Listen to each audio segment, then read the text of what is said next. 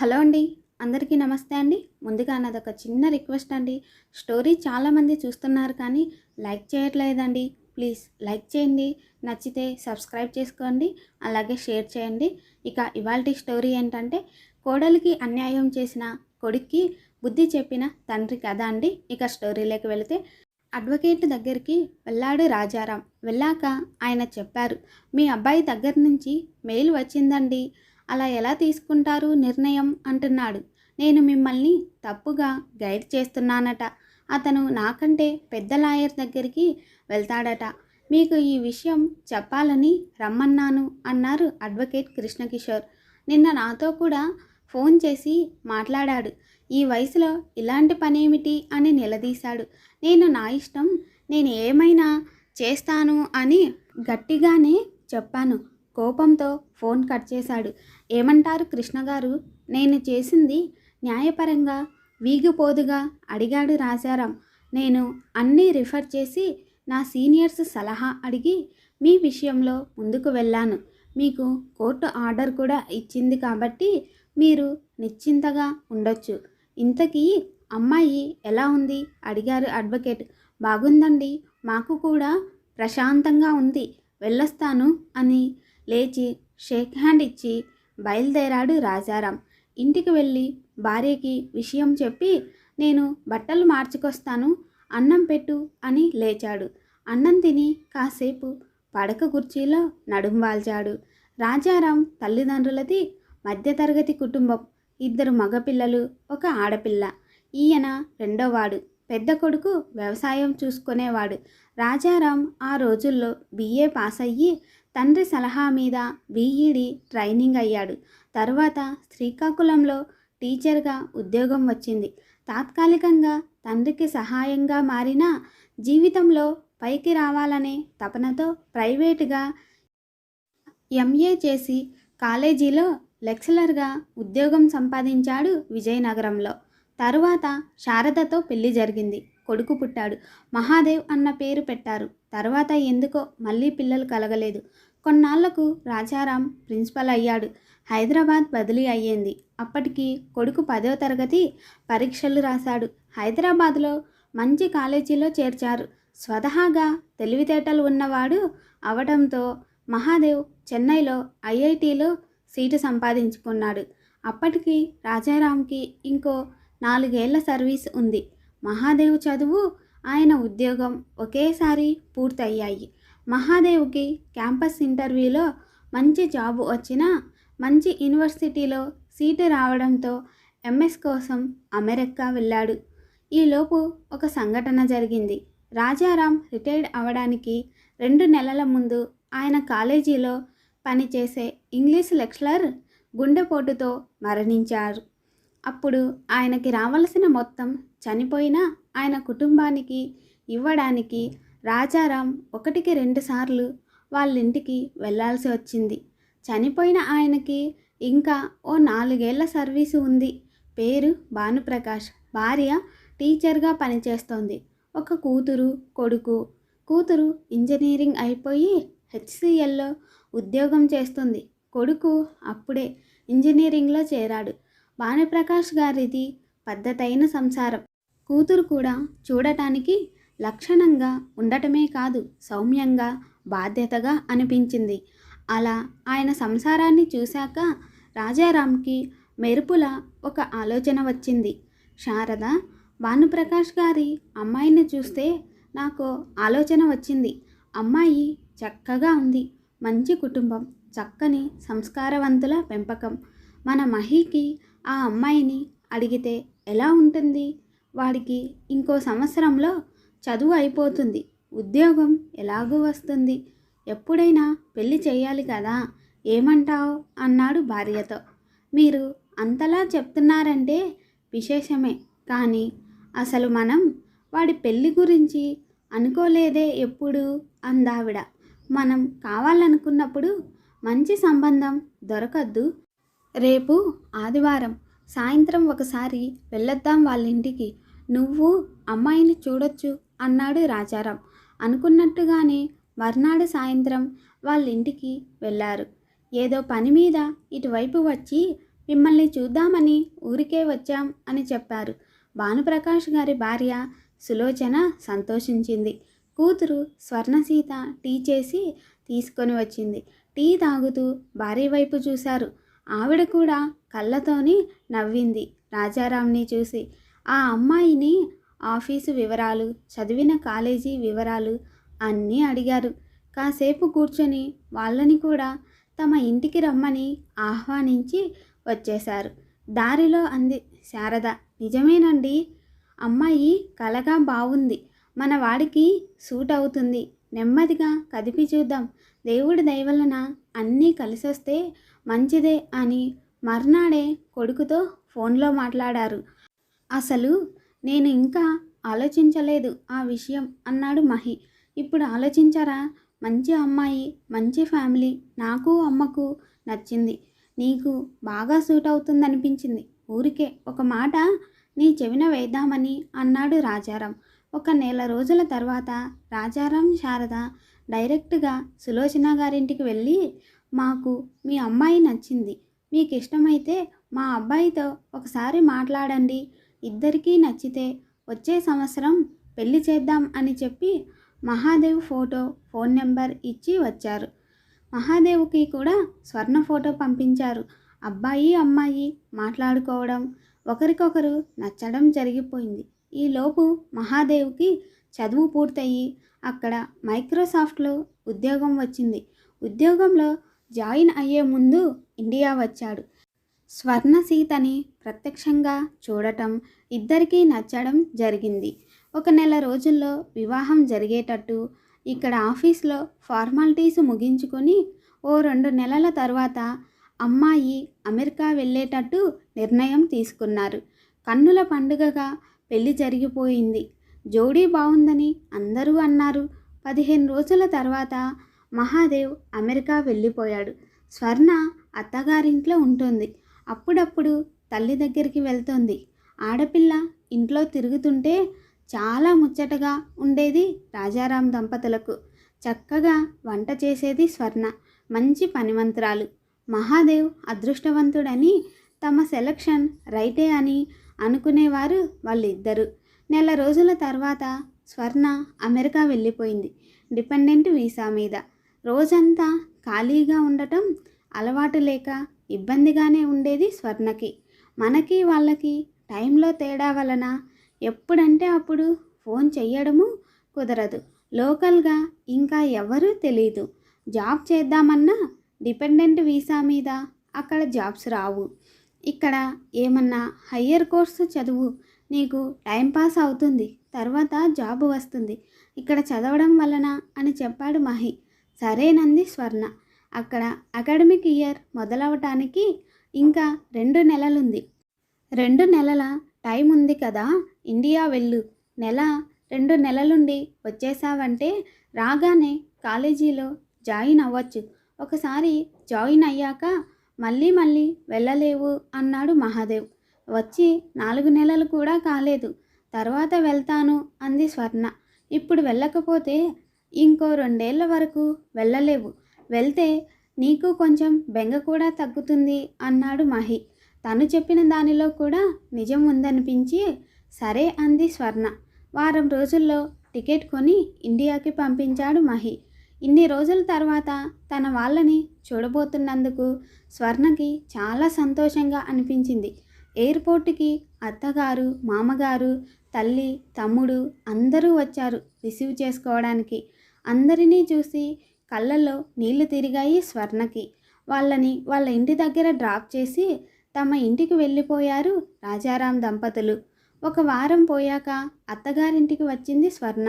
తను ఉన్నన్ని రోజులు ఏదో ఒక ప్లేస్కి వెళ్ళి రావటం, రాత్రి అందరూ బయట హోటల్లో భోజనం చేయడం సరదాగా గడిచిపోయాయి. అందరికీ తమ రొటీన్ లైఫ్లో కొంచెం బ్రేక్ వచ్చినట్టే అనిపించింది. స్వర్ణకి అటు ఇటు తిరగడంతో రోజులు గిర్రున తిరిగిపోతున్నాయి. నెల రోజులు అవుతుండగా ఇక్కడ కూడా విసుగు అనిపించసాగింది స్వర్ణకి. తిరిగి అమెరికా వెళ్ళిపోయి చదువులో పడితే బాగుండును అనిపిస్తోంది. అదే విషయం మహీకి చెప్పింది స్వర్ణ వచ్చేస్తానని. నేను చాలా బిజీగా ఉంటున్నాను, టికెట్ పంపుతాను, వద్దువు గాని ఇంకొన్ని రోజులు ఉండు అని చెప్పాడు మహి. పెళ్ళి కాకముందు పరిస్థితి వేరు, పెళ్ళయ్యాక పరిస్థితి వేరు. భర్త తల్లిదండ్రులు ఇద్దరూ కావాలనిపించడం సహజం. కానీ ఇద్దరిలో ఎవరు అని ఆప్షన్ వస్తే భర్త వైపే మొగ్గడం కూడా అతి సహజం. తిరిగి వెళ్ళిపోవాలనే కోరిక బలీయమైపోసాగింది స్వర్ణకి. ఈ మధ్య తన మెసేజ్లకి జవాబు రావడం లేదు, ఫోను ఆన్సర్ చేయడం లేదు మహాదేవ్. రాజారాంతో అదే చెప్పింది స్వర్ణ.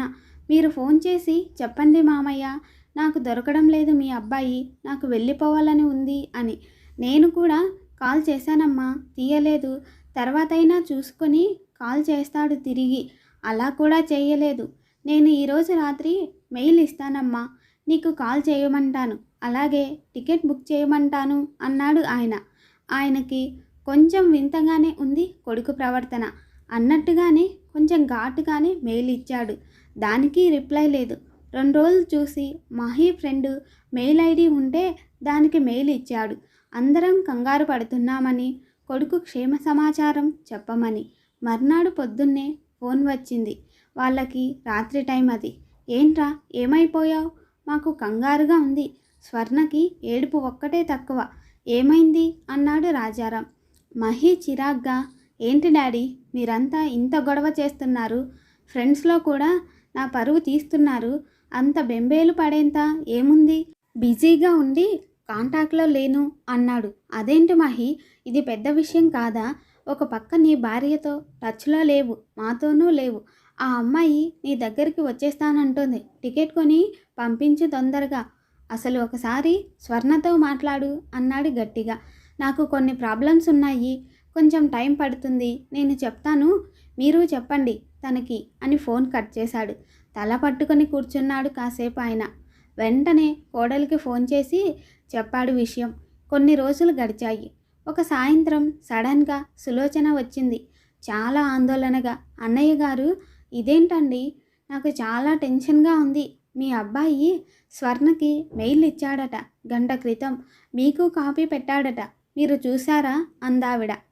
లేదమ్మా, ఇప్పుడే వాకింగ్ నుండి వచ్చాను, కంగారు పడకండి, నేను చూస్తాను అని ల్యాప్టాప్ ఓపెన్ చేసి చూశాడు. మొత్తం చదివి ఆయన మొహం కందగడ్డలా అయింది. పిచ్చెక్కింది వెధవకి అనుకుని మనసులో, ఏదో తప్పు జరిగిందమ్మా, నేను సరిదిద్దుతాను, నేను రాత్రికి మీ ఇంటికి వస్తాను, మీరు అమ్మాయి కంగారు పడకండి, అన్నీ సర్దుకుంటాయి అన్నాడు. మీరే మాకు దిక్కు అన్నయ్య గారు, పిల్ల ఏడ్చి ఏడ్చి సొమ్మసిల్లిపోయింది అని కళ్ళు తుడుచుకొని లేచిందావిడ. ఏమైందండి అంది శారద ఆదుర్దాగా. ఆ వెధవకి పిచ్చెక్కింది. ఎవరికి? ఇంకెవరు, మన పుత్రరత్నానికి. స్వర్ణకి మెయిల్ ఇచ్చాడట. నాకు నువ్వంటే ఇష్టం లేదు, ఇద్దరం స్నేహంగా విడిపోదాం. ఈ రోజుల్లో ఇది చాలా కామన్, నీకు తెలియందేముంది. నువ్వు మీ మమ్మీకి చెప్పు, నేను నా పేరెంట్స్కి చెప్తాను. నేను చేసింది తప్పే, సరైన నిర్ణయం తీసుకోలేకపోయాను. నీకు ఎంత డబ్బు కావాలంటే అంత ఇస్తాను, ఇద్దరం డైవర్స్ తీసుకుందాం. ఈ నిర్ణయం తీసుకోవడానికి నాకు ఇంత టైం పట్టింది, సారీ అని రాసి నాకో కాపీ పెట్టాడు. పెళ్ళంటే ఆటనా? సింపుల్గా సారీ చెప్పి విడిపోవడానికి మనమేమైనా దాచిపెట్టామా, బలవంత పెట్టామా? వాడు స్వర్ణని చూసి నచ్చిందని చెప్తేనే కదా ముందుకు వెళ్ళింది. ఇప్పుడు ఇలా మాట్లాడతాడా? నేను వదలని వాడిని. ఒక అమ్మాయికి అన్యాయం జరిగితే ఊరుకుంటానా? స్వర్ణ చేత విడాకులు ఇప్పించను, ఏం చేసుకుంటాడో చూద్దాం అన్నాడు ఆవేశంగా. రాజారాం కొడుక్కి ఫోన్ చేశాడు. ఈసారి వెంటనే ఫోన్ తీశాడు మహాదేవ్. చెప్పండి డాడీ అన్నాడు. బుద్ధి ఉందారా నీకు? ఏంటి విడాకులు ఇస్తావా? నీకు ఇష్టమైతేనే చేశాం కదరా పెళ్ళి, ఇప్పుడు ఇష్టం లేదంటే అర్థముందా అన్నాడు కోపంగా. డాడీ ఆవేశపడకండి, నాది తప్పే, నేను పెళ్ళికి ఒప్పుకోవడం తొందరపాటే, సారీ చెప్తున్నాను కదా. ఆ అమ్మాయి నాకు ఇష్టం లేదు, నా వలన తనకు జరిగిన అన్యాయానికి నేను మూల్యం చెల్లిస్తాను. ఎంత కావాలో అడగండి. నేను ఇన్నాళ్ళు దూరంగా ఉండటానికి ఇదే కారణం. నిర్ణయం తీసుకోవడానికి నాకు టైం పట్టింది, ఇంకా చెప్పేయడం మంచిదని చెప్పేశాను. ఇవాళ రేపు ఇది కామన్ డాడీ, ఏదో పెద్ద ఘోరం జరిగిపోయినట్టు మాట్లాడొద్దు. అందుకే ఇప్పుడు నాలా తొందరపడకుండా ముందు కొంతకాలం కలిసి ఉండి ఇద్దరికి సరిపడుతుంది అనుకుంటేనే పెళ్లి చేసుకుంటున్నారు, లేకపోతే ఫ్రెండ్స్లా విడిపోతున్నారు అంటుండగానే షటప్ మహి, ఇంకో మాట మాట్లాడుకు, కోపంగా అరిచాడు రాజారాం. అంత అడ్వాన్స్డ్ అయిపోయావా? పెళ్లి చేసుకొని 3 నెలలు కలిసి ఉండి నచ్చలేదంటావా? ఏదో వంకతో భార్యని ఇండియా పంపించేసి నాటకాలు ఆడతావురా? నేను ఎంతోమందికి చదువు చెప్పాను, మంచి చెడు చెప్పాను, కానీ నా ఇంట్లోనే విషపురుగు పెరుగుతోందని గమనించుకోలేదు. నువ్వు అడగగానే నీకు విడాకులు వచ్చేస్తాయి అనుకుంటున్నావా? రాకుండా నేను చేస్తాను. స్వర్ణకి మేమున్నాం, ఏమనుకున్నావో అనేసి మహి డాడీ డాడీ అంటున్న ఫోన్ కట్ చేశాడు కోపంగా. స్వర్ణ వాళ్ళ ఇంటికి వెళ్ళి, నువ్వేమీ వర్రీ అవ్వద్దమ్మా, వాడు అడిగితే విడాకులు ఇచ్చేస్తామా ఏంటి? నీకు మేమున్నాం, నువ్వేమీ అధైర్యపడకు, నీ జీవితాన్ని చక్కదిద్దే బాధ్యత మాది అని రాజారాం అంటుండగానే, వద్దు మామయ్య, నువ్వంటే ఇష్టం లేదు అంటున్న వ్యక్తితో నేను కూడా జీవించలేను. ఏదైనా కారణం ఉంటే ఆ కారణం సహేతుకమైన కాకపోయినా సర్దుకుపోవచ్చు, కానీ నువ్వు వద్దు, నాకు ఇష్టం లేదు అని మొహం మీద చెప్పినప్పుడు అంతకంటే అవమానం ఉంటుందా? నేను పెళ్ళికి ముందు తర్వాత ఒకేలా ఉన్నాను. నా ఉద్యోగం వదిలేసి మీ అబ్బాయితో బతకడానికి అంత దూరం వెళ్ళాను. కొద్ది రోజులకి తనే నన్ను మభ్యపెట్టి చదువు అది అని కబుర్లు చెప్పి కొద్ది రోజులే అంటూ ఇక్కడికి పంపించాడు. ఇప్పుడు సింపుల్గా సారీ చెప్పి నువ్వు ఎంత కావాలంటే అంత డబ్బు ఇస్తానంటాడా? ఏమనుకుంటున్నాడు నన్ను? మీరంటే నాకు రెస్పెక్ట్ మామయ్య అత్తయ్య, కానీ అతన్ని మీరు ఎలాగో కన్విన్స్ చేసినా నాకు అతనితో బతకడం ఇష్టం లేదు. గౌరవంగా ఉద్యోగం చేసుకుంటూ నా బతుకు నేను బతుకుతుంటే మీరే వచ్చి అడిగారు, అమ్మ ఒంటరిది, మంచి సంబంధం అంటుంది, నేను చేసుకుంటే అమ్మకి బాధ్యత ఉండదనే అనుకున్నా తప్ప ఇలా ఊహించలేదు అంది. నువ్వు చెప్పింది నిజమే, ఆత్మాభిమానం ఉన్న అమ్మాయి ఎవరైనా నీలానే మాట్లాడుతుంది. మేము చాలా దురదృష్టవంతులం తల్లి, నీకు అంతా మంచే జరుగుతుంది. వాడు కాదన్నా మాకు నువ్వు ఆప్తురాలివే, మేము నీకు ఎప్పుడూ అండగా ఉంటాం, మమ్మల్ని క్షమించండి అని చెప్పి అక్కడి నుండి వచ్చేశారు. స్వర్ణ డివోర్స్కి అప్లై చేసింది. పరస్పర అంగీకారంతో కాబట్టి తొందరగానే వచ్చేశాయి విడాకులు. ఒక్క పైసా కూడా భరణంగా తీసుకోలేదు స్వర్ణ. తర్వాత తను పనిచేసిన కంపెనీలోనే తిరిగి ఉద్యోగంలో చేరిపోయింది. ఇక రాజారాం విషయానికి వస్తే, ఆయన ఆ రోజు నుండి తన కొడుకుతో పూర్తిగా సంబంధాలు తెంపేసుకున్నాడు. మళ్ళీ కొడుకు తండ్రితో మాట్లాడాలని ప్రయత్నించినా వీలు కాలేదు. కొంతకాలం అయితే వాళ్ళే మారుతారులే, వాళ్ళకి నేను తప్ప ఎవరున్నారు అనుకున్నాడు మహి. కానీ రాజారాం బాగా ఆలోచించి ఒక దృఢ నిశ్చయానికి వచ్చాడు. ఒక పేరున్న అడ్వకేట్ని కలిశాడు. తను ఎందుకు వచ్చాడో, తన నిర్ణయం ఏంటో చెప్పగానే ఆయన మొదట చాలా ఆశ్చర్యపోయాడు. మీరు మీ శ్రీమతితో కలిసి బాగా ఆలోచించుకొని వచ్చారా? ఒక్కడే కొడుకు అంటున్నారు అన్నాడు ఆ లాయర్ సందేహంగా. నాకు అర్థమైంది లాయర్ గారు మీ సందేహం. తర్వాత నా ఆలోచన ఇది అని చెప్పాడు ఆయనకి. అవునా, ఈ ఏజ్లోనా అని మళ్ళీ ఆశ్చర్యపోయారు ఆయన. ఇక లాభం లేదని జరిగింది మొత్తం పూసగుచ్చినట్లు వివరంగా చెప్పాడు రాజారాం. అంతా విని ఆయన చాలా ఇంప్రెస్ అయ్యారు. తప్పకుండా మీ కేసు తీసుకొని న్యాయం చేస్తానని మాటిచ్చారు. అలాగే ఎంతో శ్రద్ధగా పనిచేసి ఇచ్చిన మాట నిలబెట్టుకున్నారు లాయర్. ఆ కేసు గురించి, తీర్పు గురించి పేపర్లో ప్రకటించి మహాదేవ్కి ఒక కాపీ పంపించారు రాజారాం. ఆ పేపర్ తీసుకొని స్వర్ణ ఇంటికి వెళ్ళి అంతా చెప్పి పేపర్లో ప్రకటన చూపించాడు. అది చూసిన స్వర్ణ కళ్ళనీళ్ళ పర్యంతమైంది. పైకి ఊరికే సానుభూతి చూపిస్తున్నారేమో అని లోపల ఎక్కడో ఉన్న చిన్న అనుమానం కూడా పటాపంచలైపోయింది. కళ్ళనీళ్ళు ఆగలేదు. రాజారాం కాళ్ళకి దండం పెట్టింది. నోట మాట రాలేదు. తర్వాత ఆయన చెప్పిన ఆలోచనకి ఒప్పుకోలేదు. కానీ ఆయన స్వర్ణకి వివరించి చెప్పి ఇదే సరైన నిర్ణయం అని నచ్చ చెప్పాక ఒప్పుకుంది. ఇది ఇంతవరకు జరిగిన విషయం. ఈలోపు ఉరుములేని పిడుగులా ఊడిపడ్డాడు మహాదేవ్. రావడం ఆ ప్రకటన వచ్చిన న్యూస్ పేపర్ని నేలకేసి కొట్టి, ఏంటి ఇదంతా, మీకు మతి ఉండే చేస్తున్నారో? ఈ ఏజ్లో మీరు చేయాల్సిన పనులేనా అని అడిగాడు కోపంగా. రాజారాం చాలా ప్రశాంతంగా, ఏ విషయం నువ్వు మాట్లాడుతోంది అని అడిగాడు.